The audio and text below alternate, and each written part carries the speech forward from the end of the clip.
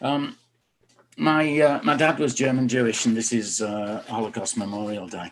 My mum wasn't Jewish, and they waited till I was about 7 and then gave me a choice between whether I become Jewish or Christian. And at the age of 7, given the choice between being splashed with water or having surgery, it's not a difficult decision. So I am not Jewish.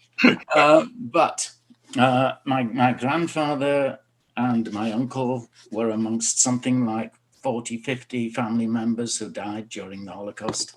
I do family tree stuff, and most of them have never been found. The BBC found my grandfather's grave at a camp. He was the first to die in the camp. He got typhus. And they found his grave 50 years later. And shortly before he died, my dad did a documentary where he went and put flowers on the grave. And we had no idea that he was even there with the grave. We thought he was in a mass grave. No, he'd been there for 50 years, 60 years, in fact, when my dad actually went there, 60 years. So this is not directly about that, but this is for Holocaust Memorial Day then. I've only once been to sea in a little boat, and we were caught in storms going to the Isle of Man and back. Really bad storms, force 9 gales and stuff like that. It's terrifying. First time I'd ever been on a little boat. There were only about 4 of us, and none of us had sailed before. Weird. So we got back to Fleetwood docks eventually. It was supposed to take hours, and it took 4 days. And I sat on Fleetwood docks early in the morning, and I wrote this. The boats are in. These dead fish are Jews, baskets of eyes after the Holocaust, silver bundles whose guts have gone to gulls, wheeling birds like weeping wives, white brides in black veils or banshees, voices of ghosts in the floodlit mausoleum.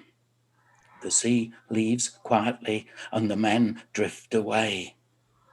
By 4 a.m., the wooden hulls list to port, paintwork peels from planks, and banks of sand yawn across the harbour mouth.